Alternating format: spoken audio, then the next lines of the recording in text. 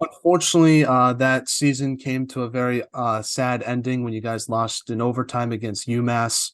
How did you emotionally handle that game, especially being on the ice for that goal, but also knowing that it was the end of a lot of players' collegiate careers that were some of your good teammates? I know that was Yakum's last game, Carter and Johnny, Darian. I feel like that really what made it hurt more for me was knowing that you'll never see those guys play for a UConn in a UConn jersey again. I'm just curious how you sort of emotionally handle that loss too, so you have to dwell on that throughout the entire offseason. Yeah, no, it definitely that was might have been the worst loss I've had kind of in my whole career, hockey career, to be honest. Growing with those guys for 2 years and all they did for me as a person and as a player, all I wanted was to win it for them, for each other. And, to come up just short in overtime against an unbelievable team. That UMass team was really high end, great team, top to bottom. But to come up just short, I remember we had a 2-on-1 that went across the crease out the other side, and some great chances in that game to win it too. In a game, in a championship game where both teams are tired from the day before, and it was just a game of will. You knew once it went to overtime, it was anyone's game, and it's going to be a bounce that's going to do it. And of course, the goal goes off Yakum's shoulder, floats in the air, and goes in. So it was tragic. It really was. But I think having that experience now for me going into this last year and for all of us guys kind of that are leaning towards the end of our collegiate career, I think it's something that will benefit us this year. It's something that I know that Harry, Flinney, Cappy, Spetsy, those guys have not forgot about that. And it's something that we're going to take with us into this year too, and hope that we can come out on the other end of that overtime goal this time. Yeah, just you think of, I feel like you think about the chances of what could have been. If I remember correctly, Yakum had a chance where it just went right by Murray's shoulder, and if it just was a few inches towards the left, it would have Oh, went in the net. And it yeah. just with that, I love that the UMass UConn games. I feel like that's sort of a good rivalry for your team. I don't know if you would consider them your biggest rival, but I always feel like when you guys play each other, it's always a fun game. Yeah, no, I mean, Coach Carvel runs an unbelievable program over there. And, this year they obviously didn't have as strong of a roster, but, they still play such a great style. And being able to kind of have that UConn versus UMass kind of rivalry is always something that's kind of in the back of your minds. Hmm. And they usually have a pretty good student base out there that comes out. And yeah, we have a lot of fun playing those guys. They're definitely a rival for us for sure. I don't know if they stand out necessarily compared to. I wouldn't say anyone necessarily stands out dramatically towards anyone else in Hockey East. I don't really like any other teams in the league, to be honest. But the UMass UConn games, yeah, they've all been really fun. Now, in your junior year, you got to play in some fun places, like you mentioned. You played at MSG and Fenway Park. What was it like playing on those games, playing those games, and just being a part of that atmosphere? And sort of what did you take away from those experiences? I know both those games didn't go your way, especially the MSG game, but I'm assuming you'll still appreciate sort of getting the chance to play at Fenway Park because who knows if that opportunity will ever happen again. Yeah, no, I think, it was obviously super cool experience for not only me, for my family, friends that were able to come out and kind of watch those games.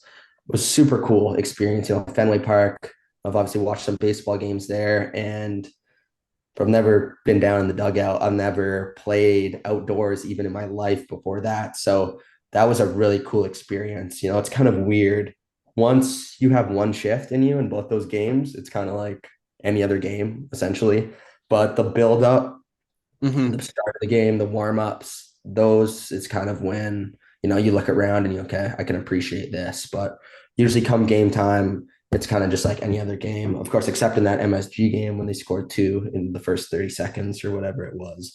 That was a kind of a little bit of a shocker for us as a team. But yeah, those two games and experiences are something I'm definitely going to take with me for the rest of my life, just because like you said, what are the chances that you're going to play out there again? Obviously the dream is to end up playing professionally in the NHL and, playing in MSG, which that would mean, but you never need that. So I definitely can't take either of those for granted. Super special moments for myself and my family and the people around me for sure. Yeah. I that MSG game, it was the experience to go to New York was a ton of fun, but I was like one of the only UConn fans at that game. And I don't know if you felt this way, but I thought that was the most hostile crowd I've ever been a part of. and like Yeah. I was getting chirped. It was a tough game for yours truly, and that Yeah. was just I remember being the most hostile crowd ever. I'm like, wow, like this is crazy. Yeah, no, I actually had a lot of family at that game too, and I remember them getting into like some Cornell fans were going at them a little Oh bit yeah, yeah, over they're the mean Hudson fans, Schandor Hudson. jersey. I don't know why. Yeah, but I just remember kind of the weird thing for us. I remember going into the game was, we heard that UConn has a really strong fan base in New York, and that UConn had sold over 7,000 tickets, and there was going to be 7,000 UConn fans there. And then we kind of come out for warm up, and it's like, where See are it, they? bro. Yeah. Yeah, it's all red everywhere. And I'm like, well, maybe they're still at the bar and they're coming late. Like, I don't know. I don't know what's going on here. And then we come up for the actual game, and it is literally a sea of red. And I'm like, did they just spread us out all over the map? Like, what is going on here? Which was what actually kind of did happen, was Yeah, they yeah. did spread us out everywhere, which was really Bush League. But no, I'll remember, yeah, after that first goal, that was one of the loudest I've ever heard an arena playing in my entire life. So that was, yeah, to say hostile might be honestly an understatement. They were over the top almost, but those atmospheres are fun to play in too. At the same time, of course, it didn't end up going right for us that night, but if it did, there would have been nothing I would have loved more than quieting that crowd down a Oh little bit. yeah.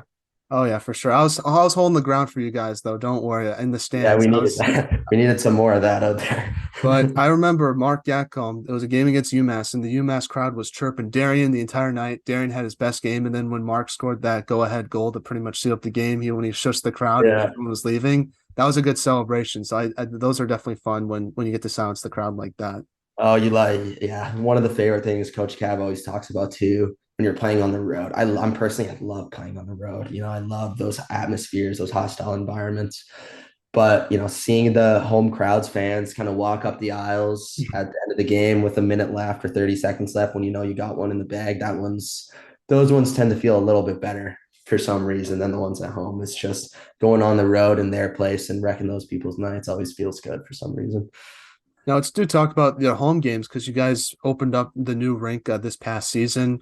Just talk about as a player what it's like playing at Toscano and just sort of the new energy that the rink has because I really enjoyed the student section and obviously for that first game that was another memorable moment as a UConn fan for me because just how loud the building was. It was just pretty cool environment to be a part of.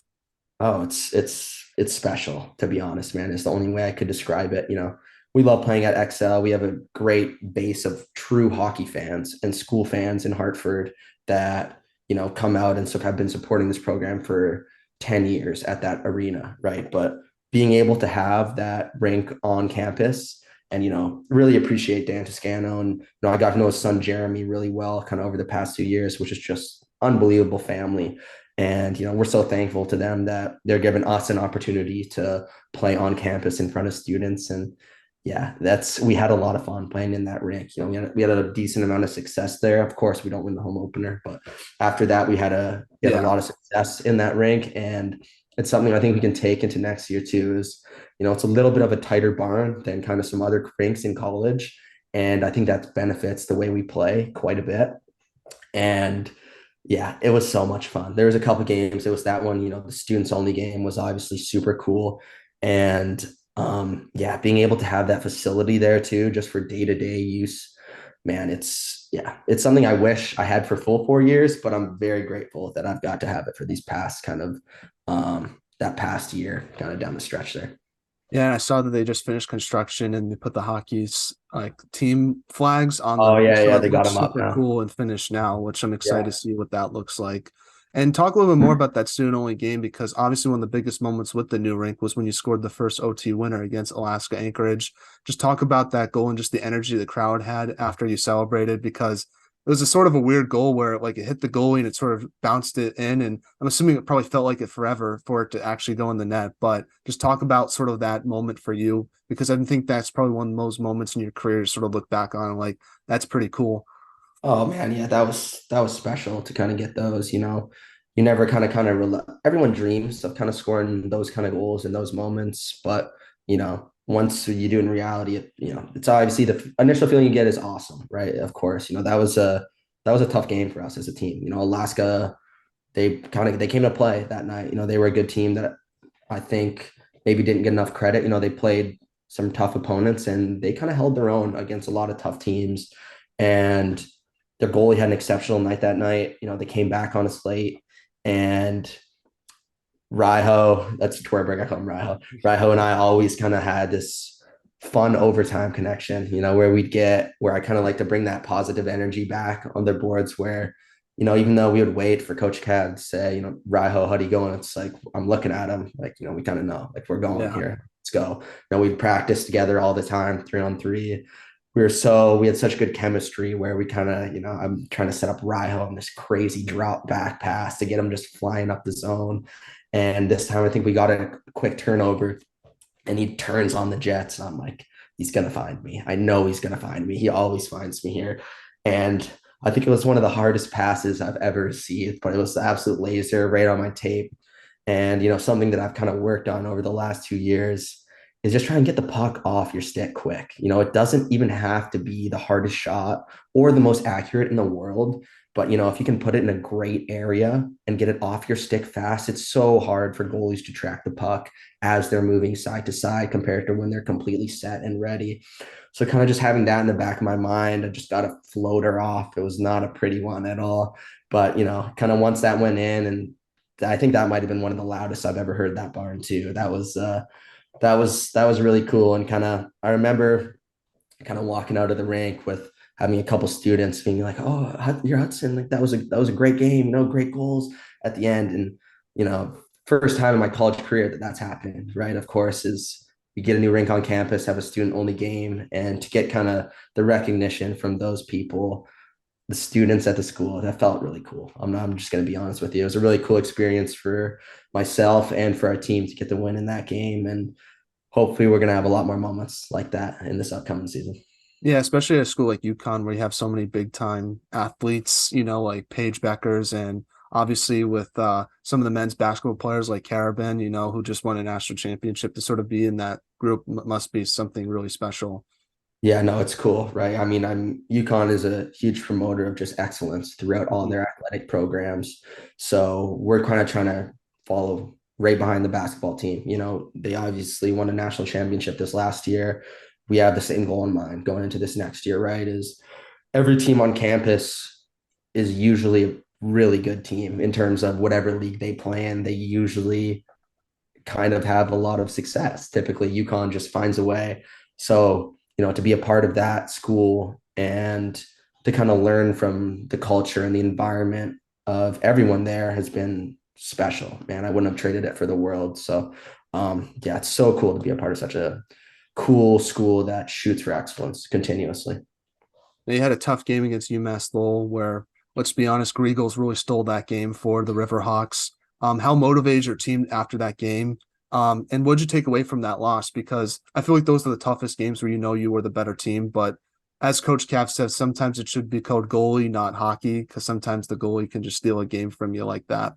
Yeah, no, I mean that was a hard one. I mean, credit to them. They played good behind in front of Grigo too, but he obviously had an exceptional game that one. And I mean, I think that game just kind of really emulated almost our season as a whole, kind of, right? Where it's, even though we had this young team, we were still right there, right? I don't know if at the start of the year anyone really expected us to do anything crazy with all of these young guys that came in and, behind the back of Amonte and Canal as leaders and old veterans on our team, Pearson as well.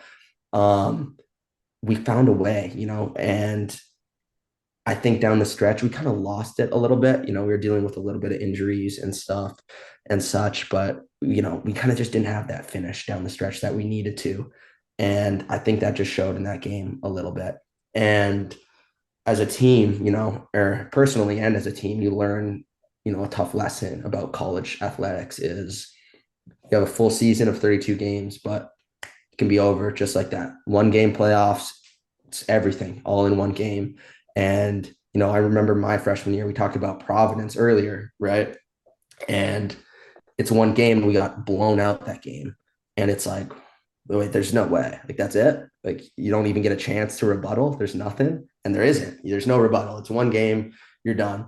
So I think, it was a good, tough lesson for us to learn this year, as bad as that is to say. But I think it will reap benefits for us for this next year, kind of learning just how important that playoff game is. I think that game we did come out, we started a little bit slow, I remember. So coming out and being ready to go right from the jump, because like you said, you got to get by the goalie early, right? Otherwise, that guy could just steal a game from you. So being ready to go for a full 60 minutes in a hockey's playoff game was something that I'm happy that we all have learned now moving into next year for sure. No, I think UConn's one of the best teams in Hockey East. I don't care if people think I'm biased. I really believe that. And I always feel like the conference and everyone really underrates you guys because I'm convinced next coaches poll that comes out, you guys will not be probably the team that's voted in first place. So I just want to ask, does your team sort of embrace that underdog role? And what's it like sort of proving people wrong? Because like you mentioned last year, not really many people thought you guys were going to do anything. And you guys ended up being a top 20 ranked team. And honestly, if you guys got a few more wins, you would have been in the national tournament. So Yeah, no, I think we live for it now. We're used to it, but we embrace it completely. It's like you want to put us down here, you know, okay, we'll see you. We'll see you in the season and we'll see how that's going to go. So the continuous, disrespect we get from other programs is something I think we're used to, but something we've embraced completely as a program where, you know, we don't really care, honestly, about your preseason rankings. If anything, we can just going to use it as motivation wherever you put us. We truly believe as a team that we should be first in those rankings. And we don't really care where you have us, but our goal in our room is to be at the top of the league every single year. And, you know, I think kind of having that chip on your shoulder where people disrespect you has kind of allowed us to start seasons pretty well. Where, this last year we had a great start to the year. I think we got up to like sixth, I believe was our highest ranking at one point. And, I think that does play a role in it. Having kind of that early chip on your shoulder right away where it's okay, these guys are disrespecting us. Do not watch us play. Like, look at the guys we have on our team, like Bradley Wood, all these crazy guys that are unbelievable hockey players. And, the disrespect that comes along with it is something that we definitely embrace as a team. I did want to get your thoughts on Matthew Wood being drafted in the first round this past summer. How cool is it to see that? Obviously, he's now the highest drafted UConn player in program history, and I think it's sort of a testament to the growth that you guys are having. Yeah, I mean, yeah, Woody's an unbelievable hockey player, man. He's one of the best I've ever been on the ice with. His ability to hold on the pucks and create out of almost nothing is something that is very rare, which is why he went in the first round. I had him. I'm biased too, but I thought he was going to go even higher than he did. That's fine. That's fine. But man, yeah, I know I got to play with him down the second half of last year, kind of when we threw in a little bit of a lineup change and we built some really good chemistry really fast, which I don't think is too difficult with that guy, man. I think he sees the game so well, and obviously his shot is second to none in our conference. So yeah, he's one of the best players I've ever been on the ice with, and I'm just super fortunate that he came to UConn, and I've been able to, you know, become really good friends with him. Is it crazy seeing him do all that stuff as a 17-year-old? Like that's probably like the most insane part about the whole thing. Yeah, I mean, the weird thing is I think you become kind of used to it Yeah. almost. I see it so much in practice and throughout the season where, he makes a crazy play and it's you almost have to, you almost don't realize it until you go back and sit on the bench and then it's like, whoa, that was actually disgusting, Woody. But yeah, no, he does that stuff very consistently on the offensive end where you become almost blind to it. But it's really special to watch him do that at that age last year. Yeah, I think my favorite Woody moment was either the first goal he scored against Vermont, where it's just a one timer and like that's sort of his welcome to college hockey moment, Yeah. or when he almost got the Michigan against UMass. And even though he missed it, he created a play and Pearson like got a really good goal off that. Those are the two moments where it really showed me how special of a player he was. Yeah, I think it's actually funny if he scored another power play goal that first weekend in Vermont, and I remember just going behind the net and like throwing my hands in the air because I'm just like, this is this guy's first weekend in college. This guy's he ripped. I remember when he scored that one timer in the first game. I can't remember if it was in the same game or the second game, but I remember him just absolutely ripping a snapshot like bar south, and I was like right by the net at the time, and I just remember throwing my hands in the air, almost selling more than he selling because I was so happy that he was a part of our team and program.